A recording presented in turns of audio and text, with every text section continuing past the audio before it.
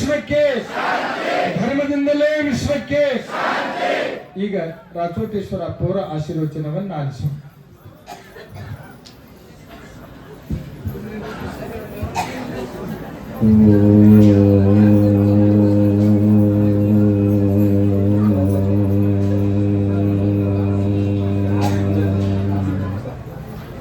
कारुण्यकणस्पर्शान् मूको वाचस्पतीयति ब्रह्मोपेन्द्रशिवैरञ्जनां नमितां वागदीश्वरीं श्रीगुरुभ्यो नमः. ಶ್ರೀ ಗುರುಕುಮಾರೇಶ್ವರಾಯ ನಮಃ. ಪ್ರಪ್ರಥಮದಲ್ಲಿ ಎನ್ನ ಆರಾಧ್ಯ ದೈವ ಜಗದಾದಿ ಪುರುಷ ಜಗದೊಡೆಯ ಶಿವನೇ ಮೊದಲುಗೊಂಡು ಪ್ರಪಂಚದ ಎಲ್ಲ ದಾರ್ಶನಿಕ ಸಂತ ಮಹಾಂತ ಶರಣ ಶಿವಗಳನ್ನು, ಎಲ್ಲ ಜ್ಞಾನಿ ವಿಜ್ಞಾನಿಗಳನ್ನು, ತಂತ್ರಜ್ಞಾನಿಗಳನ್ನು, ಗುರುಹಿರಿಯನ್ನು ನೆಹಲ್ನಲ್ಲಿ ಪ್ರತಿಷ್ಠಾಪಿಸಿ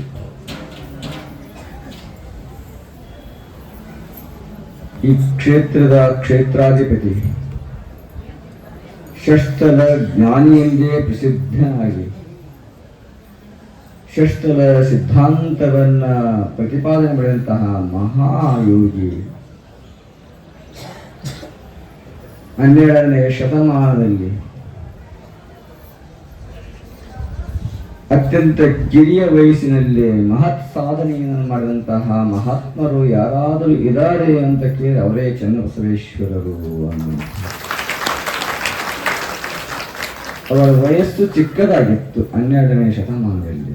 ಆದರೆ ಇವತ್ತು ಅಲ್ಲಮಾದಿ ಪ್ರಭುಗಳು ಮತ್ತು ಬಸವಾದಿ ಪ್ರಮದರೆಲ್ಲರೂ ಕೂಡ ಚನ್ನಬಸವಣ್ಣ ವಚನವ ಸಾಹಿತ್ಯವನ್ನು ಒಂದು ಸಾರಿ ಓದಿದಾಗ ಅರ್ಥವಾಗುತ್ತೆ ಎಷ್ಟು ಅದ್ಭುತವಾದ ಪೂಜ್ಯರು ಹೇಳಿದರು ಅವರ ವಚನವನ್ನು. ಅಂತಹ ಮಹಾತ್ಮ ಚನ್ನಬಸವೇಶ್ವರರ ಅವರನ್ನು ಎಷ್ಟು ವರ್ಣಿಸಿದರೂ ನಮಗೆ ನಮ್ಮಂಥವರಿಂದ ವರ್ಣಿಸಕ್ಕೆ ಸಾಧ್ಯ ಇಲ್ಲ. ಅವರನ್ನು ಅಲ್ಲಿ ಕುಳಿತಾಗ ಆ ಗದ್ದಿಗೆಯ ದರ್ಶನ ಕುಳಿತಾಗ ಬಹಳ ಕಣ್ಣಲ್ಲಿ ನೀರು ಬರ್ತಾ ಇತ್ತು. 12ನೇ ಶತಮಾನ ಅಂದರೆ ಮತ್ತು ನೀವೆಲ್ಲ ಆನಂದವಾಗಿ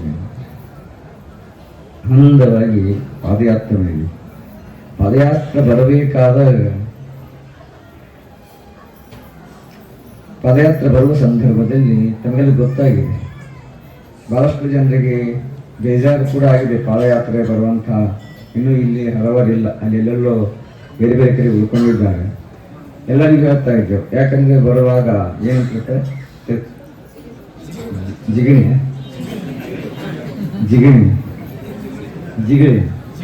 ಜಿಗಣಿ ಬರುವ ಸಂದರ್ಭದಲ್ಲಿ ನಾನು ನೆನ್ಪು ಮಾಡ್ಕೊತಿದ್ದೆ, ಎಷ್ಟು ಸುಲಭವಾಗಿ ನೋಡ್ರಿ ಆ ಡಾಕ್ಟರ್ ರಕ್ತ ತಗೊಂಡು ಕೈ ನೋವು ಬರ್ತದೆ, ಬೇಗ ಗೊತ್ತಾಗ್ತದ. ನಮಗ್ ಗೊತ್ತಾಗದ ಹಾಗೆ ರಕ್ತವನ್ನು ತಗೊಂಡು ನಮ್ಮ ರಕ್ತ ಎಲ್ಲ ಹರಿಸಿ ಹೋಗುವಂತ ಪ್ರಾಣಿ ಜಿಗಳಿ ಅಲ್ಲೋ. ಅಂತಹ ಸ್ಥಳದಲ್ಲಿ ಚನ್ನಬಸವಣ್ಣ ಯಾಕೆ ಬಂದು ಕೂತ ಅಂತ ಯೋಚನೆ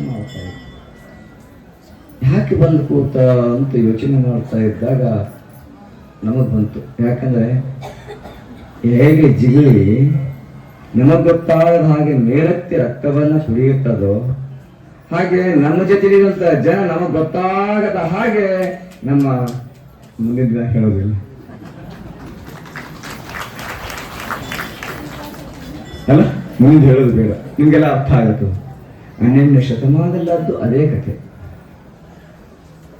ಇದನ್ನ ಲೋಕದ ಜನತೆಗೆ ತಿಳಿಸಿರಬೇಕು ಅಂತ ಇಂತಹ ಒಂದು ಅಡವಿಯಲ್ಲಿ ಬಂದು ಕುಳಿತ ಚನ್ನಬಸವಣ್ಣ ಉಳವಿಯನ್ನು ನೀವು ಯಾರ್ಯಾರು ಬರ್ತಿರಲ್ಲ, ಬರೋರಲ್ಲಿ ಹೇಗೆ ಜಿಗಳಿ ಗೊತ್ತಾಗದ ಹಾಗೆ ನಮ್ಮ ರಕ್ತವನ್ನ ಹೀರುತ್ತದೆಯೋ ಹಾಗೆ ನಮ್ಮದು ಏನ್ ಮಾಡ್ತಾ ಇದೆ ಅಂದ್ರೆ ನಮ್ಮ ಹತ್ರ ದುಶ್ಚಟಗಳು ನಮಗೆ ಸೇರ್ಕೊಂಡಿದ್ದಾವೆ.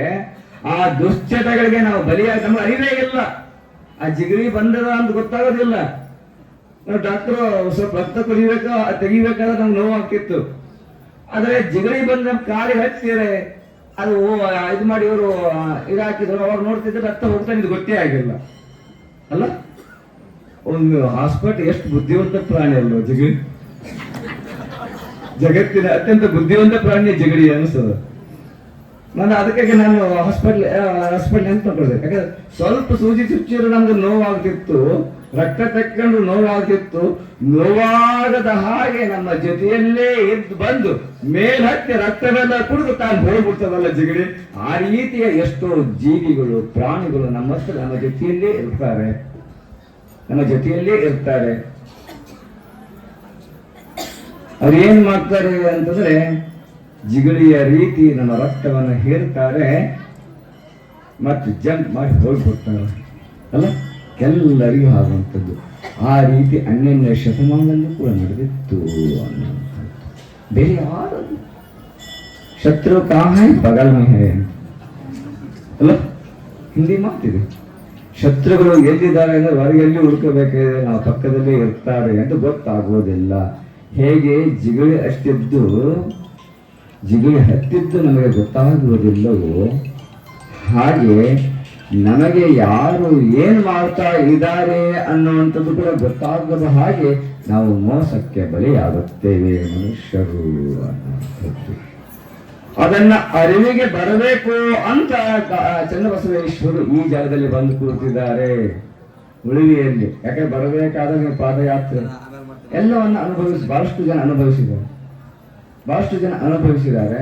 ಅಂತಹ ಚನ್ನಬಸವಣ್ಣ ನೋಡಿ ಎಷ್ಟೊಂದು ನೋವನ್ನು ಅನುಭವಿಸಿದರು. ತದನಂತರ 12ನೇ ಶತಮಾನ ಒಂದು ಮಹತ್ ಕ್ರಾಂತಿಗೆ ಅವರ ಉದ್ದೇಶ ಏನಾಗಿತ್ತು? ಸಮಸಮಾಜ ನಿರ್ಮಾಣ ಮಾಡುವುದೇ ಅವರ ಉದ್ದೇಶವಾಗಿತ್ತು ಅನ್ನುವಂಥದ್ದು. ಸಮಸಮಾಜ ನಿರ್ಮಾಣ ಮಾಡುವುದು ಉದ್ದೇಶವಾಗಿತ್ತು. ಯಾರನ್ನೂ ಭೇದ ಮಾಡ್ತಿರಲಿಲ್ಲ, ಎಲ್ಲರನ್ನ ಒಗ್ಗೂಡಿಸುವಂತಹ ಕಾರ್ಯದಲ್ಲಿರುವಂತಹ ಒಂದು 12ನೇ ಶತಮಾನ ಕಲ್ಯಾಣದ ಕ್ರಾಂತಿಗೆ ಬಲಿಯಾದವರು ಹಲವಾರು ಶರಣರು. ಚನ್ನಬಸವಣ್ಣ ಹಲವಾರು ಶರಣರು ಬಲಿಯಾದರು. ರಕ್ತದ ಓಕಲಿ ಹರಿದೋಯಿತು ಆ ಕಲ್ಯಾಣದ ನಾಡು. ಆ ಕಲ್ಯಾಣದ ನಾಡು ಯಾವತ್ತು ಭಕ್ತಿಯ ಭಂಡಾರ ಆಗಿತ್ತು. ಭಕ್ತಿಯನ್ನ ಬಿತ್ತುವಂತಹ ಭಕ್ತಿ ಮತ್ತು ದಾಸೋಹಕ್ಕೆ ಎಲ್ಲ ದಾಹ ಅನ್ನುವಂಥದ್ದು. ಇವತ್ತು ನಾವು ಹೇಳ್ತೀವಿ ದಾನಕ್ಕೂ ಮತ್ತು ದಾಸೋಹಕ್ಕೂ ಇರುವಂತ ವ್ಯತ್ಯಾಸ ಏನು ಗೊತ್ತಲ್ಲ? ಸಾಮಾನ್ಯವಾಗಿ ವೀರಶೈವರೆಲ್ಲರೂ ದಾಸೋಹ ಅಂತ ಕರೀತಾರೆ, ಇನ್ನೊಬ್ರು ಅನ್ನದಾನ ಅಂತ ಕರೀತಾರೆ. ಇವೆರಡಲ್ಲಿರುವಂತ ವ್ಯತ್ಯಾಸ ಏನು? ಬಹಳ ಜನ ಪ್ರಶ್ನೆ ಮಾಡ್ತಾರೆ. ದಾನ ಅಂದ್ರೆ ಒಬ್ಬ ವ್ಯಕ್ತಿ ತಾನು ಮೇಲಿಂದ ಕೊಟ್ಟು ನಾ ಕೊಡ್ತಾ ಇದ್ದೀನಿ ಅಂತ ತೋರಿಸ್ಕೊಳ್ತಾರೆ, ಅದು ದಾನವಾಗುತ್ತದೆ. ಅಹಂಕಾರ ಮೆಟ್ಟಿ ನಿಂತು ಕೊಡ್ತಾನಲ್ಲ, ಅವನು ಕೊಡುವವನ ಕೈ ಮೇಲೆತ್ತದ, ತೆಗೆದುಕೊಳ್ಳುವವನ ಕೈ ಕೆಳಗೆತ್ತದ, ಅದು ದಾನವಾಗುತ್ತದೆ. ದಾಸೋಹ ಅಂದ್ರೆ ಇದು ದಾಸೋಹದಲ್ಲಿ ಅದು ಹಾಗಲ್ಲ, ಇದು ನನ್ನದಲ್ಲ, ಇದು ನಿಮ್ಮ ಆಹಾರ, ಇದು ಯಾವ ಹೆಸರಿಲ್ಲದ ದಾಸೋಹ, ಅದನ್ನು ದಾಸೋಹ ಅಂತ. ಇಡೀ ಜಗತ್ತಿನಲ್ಲಿ ದಾಹ ತುಂಬಿದೆ. ಆ ದಾಹವನ್ನು ಹೋಗಲಾಡಿಸಲಿಕ್ಕಾಗಿ ಅದಕ್ಕಾಗಿ ವೀರಶೈವ ಧರ್ಮ ಬಸವಾದಿ ಪ್ರಮತರು ದಾನಕ್ಕಿಂತಲೂ ದಾಸೋಹಕ್ಕೆ ಹೆಚ್ಚು ಮಹತ್ವವನ್ನು ಕೊಟ್ಟಂತವರು. ದಾಸೋಹಕ್ಕೆ ಅದು ದಾಸೋಹ. ಅಹಂಕಾರ ಹೋಗಿ ಇದ್ಯಾವುದು ಭಗವಂತ ಕೊಟ್ಟಿದ್ದಾನೆ, ಭಗವಂತನ ವಸ್ತು ನಿಮಗರ್ಪಣೆ ಮಾಡ್ತಾ ಇದೀವಿ ಅಂತ ಭಾವ ಮುಟ್ಟಿಸುವಂಥದ್ದು ದಾಸೋಹ. ಇದು ನಮ್ಮದಲ್ಲ, ಭಗವಂತ ಕೊಟ್ಟದ್ದನ್ನ ನೀವೆಲ್ಲ ಭಗವತ್ ಸ್ವರೂಪದ ಭಕ್ತರು ಬಂದಿದ್ದೀರಿ, ನಿಮಗೆಲ್ಲರಿಗೂ ದಾಸೋಹ ಮಾಡ್ತಾ ಇದ್ದೀವಿ ಅನ್ನುವ ನಿಟ್ಟಿಯಲ್ಲಿ ಇಲ್ಲಿ ಸಾಕಷ್ಟು ಊರುಗಳು ನಮ್ಗೆ ನೆನಪಿಲ್ಲ, ಅವ್ರ ಊರ ಹೆಸರುಗಳೆಲ್ಲ ಇದೆ, ಬೇರೆ ಬೇರೆ ಇನ್ನೂ ನಮಗೆ ಅವಕಾಶವನ್ನ ಕೊಡಿ ಅನ್ನುವಂಥದ್ದು. ಯಾಕಂದ್ರೆ ಯಾವ 12ನೇ ಶತಮಾನ ದಾಸೋಹಕ್ಕೆ ಹೆಸರಾಗಿತ್ತು. ಇವತ್ತು ನಾವು ಪಾದಯಾತ್ರೆ ಬರುವಾಗ ನಮಗೆ ಮತ್ತನ್ಸಿತ್ತು, ಚನ್ನಬಸವಣ್ಣ ನಿನ್ನ ಒಂದು ಏನ್ ಇಚ್ಛೆ ಇತ್ತು ಆ ಇಚ್ಛೆ ನಮ್ಮ ಪಾದಯಾತ್ರೆಯಲ್ಲಿ ನಮ್ಗೆ ಅನಿಸ್ತಾ ಇದೆ. ನಿಜವಾಗಿಯೂ ಕೂಡ ಅದು ಈಡೇರಿದೆ ಅನಿಸ್ತಾ ಇದೆ. ಯಾಕಂದ್ರೆ ದಾಸೋಹ ಮಾಡುವ ಸಂಖ್ಯೆ ಎಷ್ಟು? ಯಾರು ದಾನ ಮಾಡ್ತೀವಿ, ಅನ್ನದಾನ ಮಾಡ್ತೀವಿ ಅಂತ ಯಾರೋ ಬರ್ದಿಲ್ಲ, ಎಲ್ಲರೂ ದಾಸೋಹ ಮಾಡ್ತೀವಿ ಅಂತಂದು ಇಡೀ ಗ್ರಾಮಗಳು, ಬೇರೆ ಬೇರೆ ಊರಿನವರು, ಕೆಲವು ಊರುಗಳ ಹೆಸರು ಬಿಟ್ಟು ಮತ್ತೆ ತಪ್ಪಾಗುತ್ತೆ. ಈ ಯಾಕಂದ್ರೆ ಎಲ್ಲ ಜಿಲ್ಲೆ, ಗದಗ ಜಿಲ್ಲೆಯಿಂದ, ಧಾರವಾಡ ಜಿಲ್ಲೆಯಿಂದ, ಬೇರೆ ಬೇರೆ ಕಾರವಾರ, ಇದು ಕಾರವಾರ ಡಿಸ್ಟಿಕ್ ಅಲ್ಲ, ಕಾಳ ಜಾಸ್ತಿ ನಿಂತಿದೆ. ಉತ್ತರ ಕನ್ನಡ ಕಾರವಾರ, ಉತ್ತರ ಕನ್ನಡ ಕಾರವಾರನ ಉತ್ತರ ಕನ್ನಡ ಮಾಡ್ಬಿಟ್ಟ ಅಲ್ಲ, ಕಾರವಾರ ದಾಸೋಹಕ್ಕೆ. ಯಾಕಂದ್ರೆ ಇದು ಬಸವ ಶರಣರ ಅಂತಹ ಅಂತಹ ಆ ತತ್ವವನ್ನ ನೀಡಿದಂತಹ 12ನೇ ಶತಮಾನದ ಎಲ್ಲ ಶರಣರನ್ನ ಧ್ಯಾನಿಸುತ್ತ ಶಿವಯೋಗ ಸಾಧನೆಗೆ ಹೆಸರಾದಂತಹ ಆರಾಧ್ಯ ಗುರುವರಿಯರು ಎಲ್ಲ ಬಹಳ ವರ್ಣನೆ ಮಾಡ್ತಾ ಇದ್ದಾರೆ. ಏನು ಅಂತ 33 ದಿವಸ ಶಿವಯೋಗ ಸಾಧನೆ ಮಾಡಿದ್ರೆ 775 ಗಂಟೆಗಳ ಕಾಲ ಅಂತ. ಅದೇನು ಅಂತಾರಲ್ಲ, ಆನೆ ಮುಂದೆ ಇರುವಿಯನ್ನು ಹೋಗದಂಗೆ ಆಯ್ತು ಅಲ್ಲ. ನಾವೆಲ್ಲ ಏನು ಅಂದ್ರೆ ಕೇವಲ ಇರುವಿ ಸಮಾನರು, ಜಗದ್ಗುರು ಬುಧೀಶ್ವರರು ಅವರ ಆನೆ ಸಮಾನರು ಅನ್ನುವಂಥದ್ದನ್ನು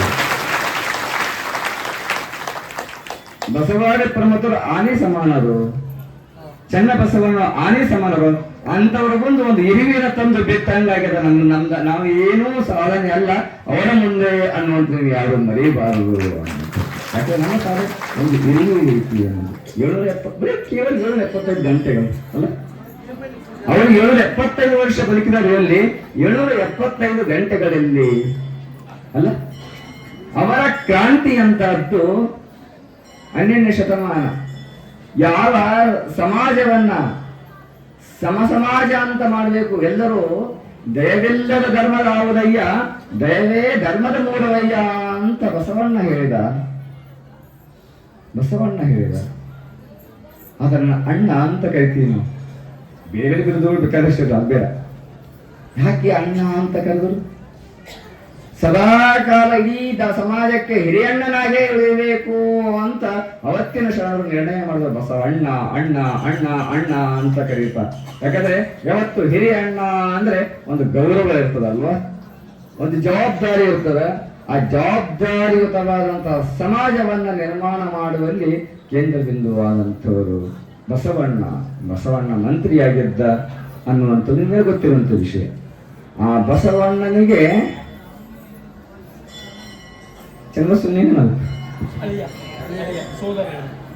ಸೋದರ ಅಳಿಯ ಅಂತ ಅಪ್ಪಾಜಿ ಹೇಳ್ತಾ ಇದ್ದಾರೆ. ಅಕ್ಕನ ಮಗ, ಅಕ್ಕನಾಗಲ್ಲ ಅಂದಕ್ಕಿಯ ಮಗ ಅಂತ ನೋಡ್ರಿ. ಈಗ ನಮಗೂ ಅನಿಸ್ತದೆ ಬಸವಣ್ಣನಿಗೆ ಮಗ ಇದ್ದ ಗೊತ್ತ ನಿಮ್ಗೆ? ಬಾಲಸಂಗಯ್ಯ ಅಂತ ಒಬ್ಬ ಮಗ ಇದ್ದ ಬಸವಣ್ಣನಿಗೆ. ನೋಡಿ ಯಾಕೆ ಅಂತಂದ್ರೆ ಬಾಲಸಂಗಯ್ಯ ಅನ್ನುವಂಥವ್ರು ಬಹಳ ಜನ ಆಗೋಗಿದ್ದಾರೆ. ಬಾಲಸಂಗಯ್ಯನ ವಚನಗಳು ನಮ್ಗೆ ಸಿಗುತ್ತವೆ. ಬಾಲಸಂಗಯ್ಯನ ವಚನಗಳು ಬೇರೆ, ಬಾಲಸಂಗಯ್ಯ ಬೇರೆ.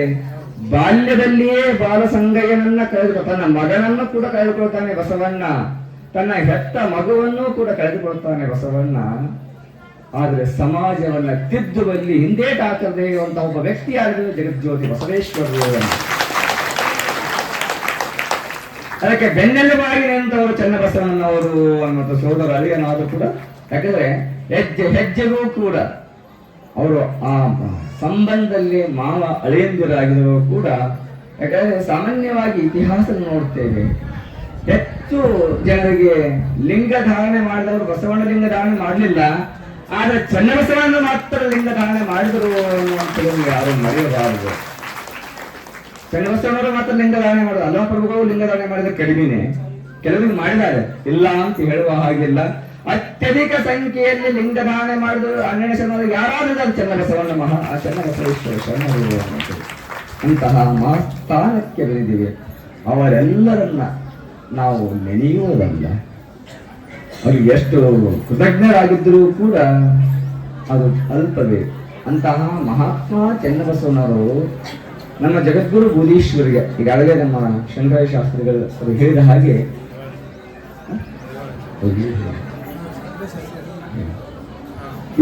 ಉಭಯರಿಗೆ, ಒಂದು ಬುಧೀಶ್ವರರಿಗೆ, ಇನ್ನೊಂದು ಅಡವಿ ಸಿದ್ದೇಶ್ವರರಿಗೆ,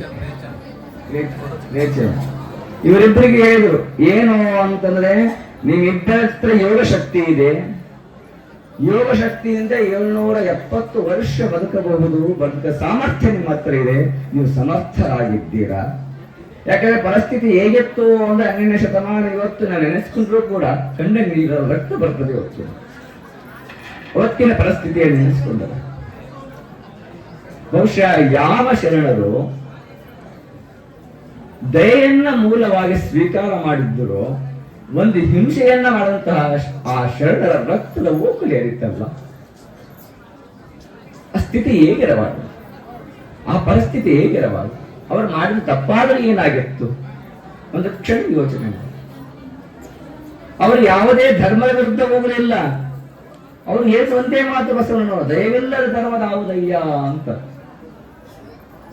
ಮಹಾತ್ಮ ಶರಣ ಬಸವಣ್ಣ ಶರಣ ನಡೆದಾಡಿದಂತಹ ಪೂಜ್ಯ ಶರಣರೆಲ್ಲರನ್ನ ಇವತ್ತು ನಾವು ಧ್ಯಾನಿಸುತ್ತಾ ಅವರನ್ನು ಸ್ಮರಿಸುತ್ತಾ ಈ ಯಾವೊಂದು ಭವ್ಯ ದಿವ್ಯ ಕಾರ್ಯಕ್ರಮದಲ್ಲಿ ದಿವ್ಯ ಸಾನ್ನಿಧ್ಯವನ್ನು ವಹಿಸಿದಂತಹ ಆತ್ಮೀಯರು, ಸಹೃದಯರು, ಬಹುಶಃ ನೀವು ಮಾತಾಡ್ತೀರ, ನಾನು ಮಾತಾಡ್ತೀನಿ. ಅಲ್ರಿ ಯಜಮಾನ್ರೆ, ಬಾಗಿಲ್ಲ ನಿಂತವ್ರೆ, ಅಲ್ಲಿ ನೀವು ಅಷ್ಟು ಅಲ್ಲಿಂದ ಇಲ್ಲಿ ತನಕ ಬಂದಿದ್ದ ಕಾರಣ ಏನು? ಈಗ ರೀ ಹೇಳ್ಬೇಡ್ರಿ, ಯಾರು ಕೂಡ್ರಿ, ಇನ್ನ 5 ನಿಮಿಷ ಕೂಡ್ರಿ. ಅಡಿಗೆ ಆಗತ್ತನ ಕುಂತು ನೀಡಿದ ಸುಡ್ತದಂತೆ ದೋಲಂಗ ಆಗ್ತದ ನಿಮ್ಮದೀಗ. ಪುಣ್ಯ ಹಂಚುವಾಗ ಯಾರು ಹೇಳ್ಬೇಡ್ರಿ, ಮಾತಾಡ್ಬೇಡ್ರಿ. ಈಗ ಅಪ್ಪವರಿಗೆ ಮತ್ತೊಮ್ಮೆ ಜಯಘೋಷ ಮಾಡೋಣ. ಸಾಂಬದೈ ನಮ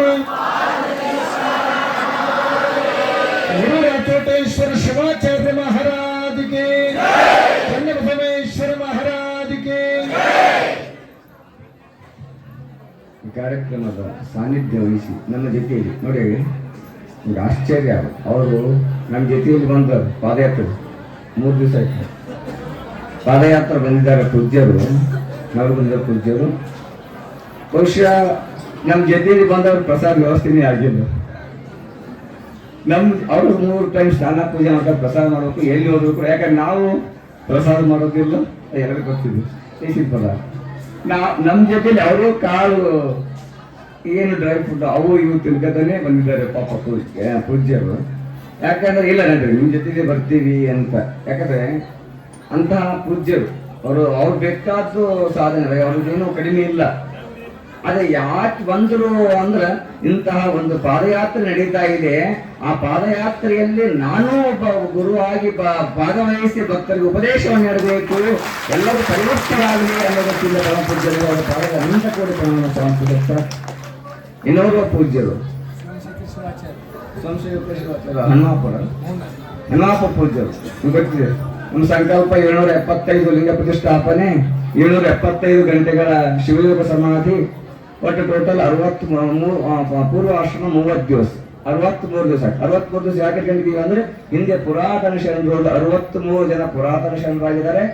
ಮತ್ತು ನಮ್ಮ ಸರ್ಟಿಫಿಕೇಟ್ ನಲ್ಲಿ ಯಾರು ತಂದೆ ಅಂತಿದ್ದಾರೋ ಗುರುಕುಮಾರ ಸ್ವಾಮಿ ಅವರು, ಗುರುಕುಮಾರ ಸ್ವಾಮಿ ಹಾಗಲ್ಲ, ಗುರುಕುಮಾರ ಶಿವರು ಬದುಕಿದ್ದು 63 ದಿನಗಳು ಆಗಿರೋದರಿಂದ ಆ ಒಂದು ಟೋಟಲ್ 63 ದಿನಗಳ ಅನುಷ್ಠಾನ ಆಗಬೇಕು ಅನ್ನುವ ಸಂಕಲ್ಪ ನಮಗೆಲ್ಲ ಸರ್ಟಿಫಿಕೇಟ್ ಅದೇ ಇದೆ. ಪೂರ್ವಾಶ್ರಮದ ತಂದೆ ಹೆಸರು ಇಲ್ಲ. ಹಾಗಾಗಿ ಹಾನಗಲ್ಲ ಗುರುಕುಮಾರನ ಮಗನಾಗಿ ಅವರ ವಯಸ್ಸು, ಅವರು ಬದುಕಿದ್ದು 63 ವರ್ಷ ಆಗಿರೋದ್ರಿಂದ 2 ಸೇರಿ 63 ದಿನಗಳಾಗಬೇಕು ಅನ್ನುವ ಸತ್ಸಂಕಲ್ಪದೊಂದಿಗೆ ಅನುಷ್ಠಾನ ಆರಂಭವಾಗಿತ್ತು. ಈ ಎಲ್ಲ ಉದ್ದೇಶದ ಯಾರ ಆಜ್ಞೆಯ ಮೇಲೆ ಆಗಿತ್ತು 775 ವರ್ಷ ಅಂತಂದ್ರೆ, ಆ ಉಳುವಿಯ ಚನ್ನಬಸವಣ್ಣ ಯಾರ ಅಡಿದಾವರಿಗೆ ನಾವು ಬಂದು ಬಂದಿದ್ದೇವೆ ಅವನ ಆಜ್ಞೆಯ ಮೇಲೆ ಆಗಿತ್ತು ಅನ್ನುವಂತಹದ್ದು ನಾವು ಮರೆಯಬಾರದು. ಭುವನೇಶ್ವರಿ ಎತ್ತು ಬರ್ತಿದ್ದರನು, ಅವ್ರಿಗೆ ಆ ಸಾಮರ್ಥ್ಯ ಇತ್ತು. ಆದ್ರೆ ಚನ್ನಬಸವಣ್ಣ ಆಜ್ಞೆ ಆಗಿದ್ದ ಮಾತ್ರ 770 ಅಮರಗಣಗಳು ಎದ್ದರು. 770 ಅಮರಗಣಗಳಿದ್ರು. ಆ ಅಮರಗಣಗಳ ಪ್ರತೀಕವಾಗಿ 770 ವರ್ಷಗಳು ಬದುಕಬೇಕು ಅನ್ನೋದು. ಆದ್ರೆ 5 ವರ್ಷ ಪೂರ್ವಾಶ್ರಮದಲ್ಲಿರುವುದರಿಂದ ಆ 5 ವರ್ಷ ಲೆಕ್ಕಕ್ಕೆ ಬರುವುದಿಲ್ಲ. ಯಾವಾಗ ಅವನು ಪರಿವರ್ತಿತನಾಗಿ ಇಷ್ಟಲಿಂಗಗಳನ್ನ ಸ್ವೀಕಾರ ಮಾಡುತ್ತಾನೋ ಆ 5 ವರ್ಷ ವಾಸ್ತವವಾಗಿ ಮೈನಸ್ ಆಗುತ್ತೆ, ಟೋಟಲ್ 770 ಆಗುತ್ತೆ. ಆ 770 ಆದರೆ ನಾವು 775 ಅಂತ ಹೇಳ್ತೀವಿ, ಕೆಲವು ಕಡೆ 770 ಅಂತೂ ಕೂಡ ಉಲ್ಲೇಖವಾಗಿದೆ.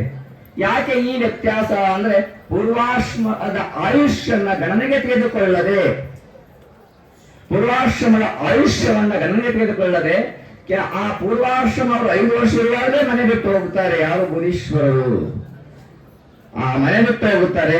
ಅವರು ಮೂಲತಃ ತ್ರಿಲಿಂಗ ದೇಶ ಅಂದ್ರೆ ತೆಲಂಗಾಣದವರು ಅನ್ನುವಂಥ ಉಲ್ಲೇಖ ಕೆಲವು ಪುರಾಣದಲ್ಲಿ ಉಲ್ಲೇಖವಾಗುತ್ತದೆ. ಅಂತಹ ಆಜ್ಞೆಯನ್ನ ಪಡೆದಂತಹ ಬುಧೀಶ್ವರರು 771 ಇಲ್ಲೇ ಬೂದನಗುಡ್ಡದ 100 ವರ್ಷ ತಪಸ್ಸು ಮಾಡಿದರು ಅಂತ ಬರುವಾಗ ಗೊತ್ತಾಯ್ತು. ನಾವು ಅಲ್ಲಿ ಕಳೆದ ವರ್ಷ ಇದೇ ಕಳೆದ ದಸರಾದಲ್ಲಿ ಅನುಷ್ಠಾನ ಮಾಡಿದ್ದು. ಬಹುಶಃ ಅಲ್ಲಿ ಬಹಳ ಜನರಿಗೆ ಗೊತ್ತದ ಅನುಷ್ಠಾನ ನೋಡಿದಂಥವ್ರು. ಹೇಗೆ ಅಂದ್ರೆ ದಸರಾದ ಅನುಷ್ಠಾನ ಮಾಡುವಾಗ ಅತಿಯಾದ ಮಳೆ, ಇನ್ನೇನು ಮಳೆ ಏನು ಅಂದ್ರೆ ನಮ್ಮ ದೇವಸ್ಥಾನ ಕೆಳಗಾಗಿದೆ. ಮಳೆ ಭೀಮಾ ನದಿಯ ನೀರು, ಕಾಗಿನಿಯ ನೀರು ತುಂಬಿ ಹರಿದು ಬರ್ತಾ ಇದೆ. ಇನ್ನು ಕ್ಷಣದಲ್ಲಿ ನೀರು ಮುಳುಗಿ ನಾನು ಜಲಸಮಾಧಿ ಆಗಬೇಕು. ಒಂದೇ ಕ್ಷಣದಲ್ಲಿ ನೀರಲ್ಲಿ ಮುಳುಗಿ ಜಲಸಮಾಧಿ ಆಗಬೇಕು. DC ಅಲ್ಲಿ ನಮ್ಮ ಗುಲ್ಬರ್ಗದ DC ಅವರು, ನಮ್ಮ ಅಲ್ಲಿಯ ಉಸ್ತುವಾರಿ ಸಚಿವರಂತಹ ಪ್ರಿಯಾಂಕ ಖರ್ಗೆ ಅವರು ಅಲ್ಲಿ ಯಾರ ಅನುಷ್ಠಾನ ಕೂತಾರಂತ, ನೀವು ಎಬ್ಸ್ಕೊಂಡು ಬರ್ರಿ ಅದು ಮಾಡ್ರಿ ಅಂತ ಅಲ್ಲಿ ಇಲ್ಲಿ ನಮ್ಮ ಗುಲ್ಬರ್ಗ ಜಿಲ್ಲೆಯಲ್ಲಿ ಅಲ್ಲಿ ಒಂದು ಕುರುಣ ಸಂಗಮ, ಈ ಕುರುಣ ಸಂಗಮಲ್ಲ ಅನುಷ್ಠಾನಕ್ಕೆ ಬಂದಾಗ ಎಲ್ಲರೂ ಬಂದ್ರು. ಎಲ್ಲಾ ರೀತಿಯ ಹಡಗುಗಳೇ ತೆಗೆದು ಮಾಡ್ಲಿಕ್ಕೆ ಸ್ಟಾರ್ಟ್ ಆದ್ರು DC ಅವರು. ನೀವು ಅನುಷ್ಠಾನ ಮತ್ತೆ ಬದುಕಿದ್ರೆ ಇನ್ನೂ ಅನುಷ್ಠಾನ ಮಾಡ್ತೀರಿ, ಎಲ್ಲ ಬರ್ರಿ ಅಂತಂದ್ರು. ಎಷ್ಟು ನಾವ್ ಹೇಳಿದ್ವಿ, ನೀವು ಎಲ್ಲರೂ ಹೋಗ್ರಪ್ಪ, ನಾ ಇನ್ನು ಕೂತ್ಕೋತೀನಿ ಅಂದ್ರೆ ನಮ್ಮ ಹತ್ರ ಇನ್ನಿದ್ರು ಇಲ್ಲಿ ಅಲ್ಲಿದ್ದರೆಲ್ಲ ಬಂದಾರ, ಎಲ್ಲಪ್ಪ ಗಾಳಕೋಟೆ ಭಕ್ತರು ಇಲ್ಲಿ ಪಾದಯಾತ್ರೆ ಪಾಲ್ಗೊಂಡಿದ್ದಾರೆ. ನೀವು ಹೋಗ್ರಿ, ಯಾಕಂದ್ರೆ ನೀರು ಬಂದ್ರೆ ಇನ್ನು 4 ಇಂಚ್ ನೀರು ಏನಾದ್ರೂ ಮೇಲೆ ಬಂದಿತ್ತು ಅಂದ್ರೆ ಒಂದು ಕ್ಷಣದಲ್ಲಿ ದೇವಸ್ಥಾನ ಎಲ್ಲವೂ ಜಲಮಯವಾಗುತ್ತೆ. ಕೇವಲ 4 ಇಂಚ್. ಆ ವ್ಯವಸ್ಥೆಯಲ್ಲಿ ಆ ಜಿಲ್ಲಾಧಿಕಾರಿಗಳು ಎಲ್ಲರೂ ತಯಾರಾಗಿದ್ರು. ಆದ್ರೆ ನಾವು ಹೇಳಿದ್ರು, ಯಾಕಂದ್ರೆ ಒಂದು ಸಂಕಲ್ಪ ಆಗಿದೆ, ಆ ಸಂಕಲ್ಪದಿಂದ ಹೊರಬರಲು ಸಾಧ್ಯ ಇಲ್ಲ ಅನ್ನುವ ನಿಟ್ಟಿನಲ್ಲಿ ಹೋದಾಗ ಯಾವಾಗ ಬಂದಂತ DC ಅವರ ಹಡಗೆಲ್ಲ ವಾಪಸ್ ಹೋಯ್ತು. ಅವತ್ತಿನ ತಕ್ಷಣವೇ ಜಲ ಕೆಳಮುಖವಾಗಿ ಹೋಯಿತು, ನೀರು ಮೇಲೆ ಬರಲಿಲ್ಲ ಅನ್ನುವಂಥದ್ದು. ಯಾಕಂದ್ರೆ ಇದೆಲ್ಲ ಕಾರಣ ಯಾರು ಅಂದ್ರೆ ನಾವು ಮಾಡಿದೀವಿ ಅಂತಲ್ಲ, ಅವರೆಲ್ಲ ಬಸವಾದಿ ಪ್ರಮತರ ಒಂದು ಆ ಸಂಕಲ್ಪ ಇದೆಯಲ್ಲ, ಅವರೆಲ್ಲರ ಆಶೀರ್ವಾದ ಶಿವಯೋಗ ಗುರೀಶ್ವರ ಇವತ್ತು ಅನುಷ್ಠಾನ ಮಾಡಿದಂತ ಸಂಕಲ್ಪ ದೃಢವಾಗಿರಬೇಕು ಅನ್ನುವಂಥದ್ದು. ಆ ನಿಟ್ಟಿನಲ್ಲಿ ನಾವು ಮಾಡಿದ್ದೇನೋ ಲಕ್ಷಣ ಅವರೆಲ್ಲರ ಮುಂದೆ ಬಸವಾದಿ ಪ್ರಮತರು ಮಾಡಿದಂತಹದ್ದು, ರೇಣುಕಾದಿ ಪಂಚಾಚಾರ್ಯರಾಗಿರಬಹುದು ಅಥವಾ ನಮ್ಮ ಜಗದ್ಗುರು ಗುರೀಶ್ವರರಾಗಿರಬಹುದು, ನಮ್ಮ ಭಾರತದಲ್ಲಿ ಹಲವಾರು ಪುಣ್ಯಾತ್ಮರು ಜನಿಸಿ ಹೋಗಿದ್ದಾರೆ. ಅಂಥವರ ನಾಡಿನಲ್ಲಿ ನಾವು ಮಾಡಿದ್ದೀವಿ ಅಂತಂದ್ರೆ ಅದು ನಮ್ಮದಲ್ಲ, ಅವರ ಒಂದು ಆಶೀರ್ವಾದದ ಪುಣ್ಯದ ಫಲದಿಂದ ನಾವು ಮಾಡಿದ್ವಿ ಅಂತ ಹೇಳಬೇಕು ಹೊರತಾಗಿ ನಮ್ಮದೇನು ದೊಡ್ಡ ಸಾಧನೆಯಲ್ಲ. ಅವರು ಮಾಡಿದ್ನಲ್ಲ. ಯಾಕಂದ್ರೆ ಆನೆ ಮುಂದೆ ಇರುವೆಯನ್ನು ಹೊಡೆದಂಗೆ ಆಗ್ತದೆ. ನಮ್ಮ ಅಡಿವಾಶಾಸ್ತ್ರ ಬಹಳ ಆಗ್ತದೆ, ಆನೆ ಮುಂದೆ ಇರುವೆಯನ್ನು ಹೊಡೆದಂಗೆ ಆಗ್ತದೆ. ನಾವೆಲ್ಲ ಇರುವೆ ಸಮಾನರು ಅನ್ನುವಂಥದ್ದು ಮರೆಯಬಾರದು. ಅವರೆಲ್ಲರೂ ಮಹಾತ್ಮರು, ಇಂದ ಶ್ರೀಗಳು, ಸಾಧಕರು, ಇಂದ ಪೂಜ್ಯರು. ಯಾಕಂದ್ರೆ ಅವರು ಸಾಕಷ್ಟು ಜನ ಇದ್ದಾರೆ ನಮ್ಮ ಭಾರತದಲ್ಲಿ. ಏನು ಭಾರತ ಅನ್ನೋ ಶಬ್ದ ಭಾಯಾಂ ರಕ್ತಿದೆ ಇದು ಭಾರತ. ಯಾರು ಜ್ಞಾನದಲ್ಲಿ ವಿಜ್ಞಾನದಲ್ಲಿ ರಂಗಿಸುತ್ತಾರೋ ಅವರೇ ಭಾರತೀಯರು ಅಂತ. ಧರ್ಮದ ಹೆಸರಿನಲ್ಲಿ ಒಡೆದಾಡುವವರಲ್ಲ, ಜಾತಿಯ ಹೆಸರಿನಲ್ಲಿ ಒಡೆದಾಡುವವರಲ್ಲ. ಲಿಂಗಭೇದ, ವರ್ಣಭೇದ, ಜಾತಿ ಭೇದ ರಹಿತವಾದ ಸಮಾಜವನ್ನು ಕಟ್ಟಬೇಕು ಅನ್ನೋದು ಸಂಕಲ್ಪ ಕೊಟ್ಟಂತಹ ಮಹಾತ್ಮರು ಯಾರು ಇದ್ರೆ ಅವರು 12ನೇ ಶತಮಾನ ಬಸವಾದಿ ಶರಣರು ಅನ್ನೋದು ಯಾರು ಬರಬೇಕಾಗುತ್ತದೆ. ಹಾಗಂತ ಎಲ್ಲಿಯೂ ವೇದಗಳಲ್ಲಿ, ಯಾಕಂದ್ರೆ ನಾವು PhD ಮಾಡಿದ ವೇದದಲ್ಲಿ ಈ ರೀತಿಯ ಭೇದ ನಾವು ಎಲ್ಲಿಯೂ ಕಾಣ ಸಾಧ್ಯವಿಲ್ಲ. ಅದರ ನಂತರದ ಕಾಲದಲ್ಲಿ ಯಾಕೆ ಬಂತು ಗೊತ್ತಿಲ್ಲ. ಈಗಲೂ ಕೂಡ ಸಮಾಜ ಏನಾಗ್ತಾ ಇದೆ ಅಂದ್ರೆ ಧರ್ಮದ ಹೆಸರಿನಲ್ಲಿ ಕೂರಿಡ್ತಾ ಇದ್ದಾರೆ, ಜಾತಿಯ ಹೆಸರಿನಲ್ಲಿ ಬಡಿದಾಡ್ತಾ ಇದ್ದಾರೆ. ಧರ್ಮದ ಹೆಸರಿನಲ್ಲಿ, ಜಾತಿಯ ಹೆಸರಿನಲ್ಲಿ ಇದ್ದ ಅವಶ್ಯಕತೆ ಉಂಟಾ? ನಾವೆಲ್ಲರೂ ಹೇಳಿದರು, ಮಾನವ ಧರ್ಮಕ್ಕೆ ಜಯವಾಗಲಿ, ಧರ್ಮದಿಂದಲೇ ವಿಶ್ವಕ್ಕೆ ಶಾಂತಿ. ಯಾರಿಗಿದ್ದು ಹಿಂದಿನ ವೀರಗಂಗಾಧರ ಶಿವಾಚಾರ್ಯರು, ರಂಭಾಪುರ ಪೀಠದ ಜಗದ್ಗುರುವಾದ ವೀರಗಂಗಾಧರ ಶಿವಾಚಾರ್ಯರು ಮಾನವ ಧರ್ಮಕ್ಕೆ ಜಯವಾಗಲಿ ಅಂತ ಹೇಳಿದರೆ ಹೊರತಾಗಿ ಇದೆಲ್ಲೂ ಕೂಡ ಇಲ್ಲಿ ವಿರೋಧ ರಹಿತಂ ಶೈವಂ ವೀರಶೈವಂ ಇತಿ ಸ್ಮೃತಂ. ವೀರಶೈವ ಅನ್ನುವಂಥ ಪದಕ್ಕೆ ವಿರೋಧ ರಹಿತ, ಯಾರನ್ನೂ ವಿರೋಧ ಮಾಡದೇ ಇರುವಂತವರೇ ವೀರಶೈವರು ಅಂತ. ವಿರೋಧ ಮಾಡದೆ ವೀರಶೈವರಲ್ಲ. ಒಂದು ಜಾತಿಯನ್ನ, ಮತವನ್ನ, ಪಂಥವನ್ನ, ಧರ್ಮವನ್ನ ಏನಾದರೂ ವಿರೋಧ ಮಾಡಿದ್ರೆ ವೀರಶೈವರಾಗೋದಿಲ್ಲ. ವಿರೋಧ ರಹಿತಂ ಶೈವಂ ವೀರಶೈವಂ ಇದು ಆಗಮದಿಂದ ಉಕ್ತವಾಗುತ್ತೆ. ಇನ್ನು ಬೇರೆ ಅರ್ಥ ಕೊಡು, ವಿಷಪ್ತೇ ಮುಚ್ಚದೆ ಜೀವ, ಬೇರೆ ಬೇರೆ ಅರ್ಥಗಳು ಸಾಕಷ್ಟಿದೆ. ಈ ರೀತಿ ಶಿವಜೀವ ಐಕ್ಯ ಬೋಧವನ್ನು ಹೇಳುವಂತಹದ್ದು ನಾವು ವೀರಶೈವ ಅಂತ ಹೇಳ್ತೇವೆ. ಹಾಗಾಗಿ ಇಲ್ಲಿ ನಾವು ಏನ್ ಮಾಡ್ತಾ ಇದ್ದೀವಿ ಅಂತಂದ್ರೆ ಅನವಶ್ಯಕವಾಗಿ ಇದು ಲಿಂಗಾಯತವು, ಲಿಂಗವಂತ ಧರ್ಮವು, ವೀರಶೈವ ಅನ್ನುವ ಹೆಸರಿಗಾಗಿ ಬೆಳೆದಾಡುವಂತಹ ನಾವು ಆಗಿದ್ದೇವೆ, ಅದು ಆಗಕೂಡದು ಅನ್ನುವಂಥದ್ದನ್ನ ಇವತ್ತು ಸಾರ್ತಾರೆ.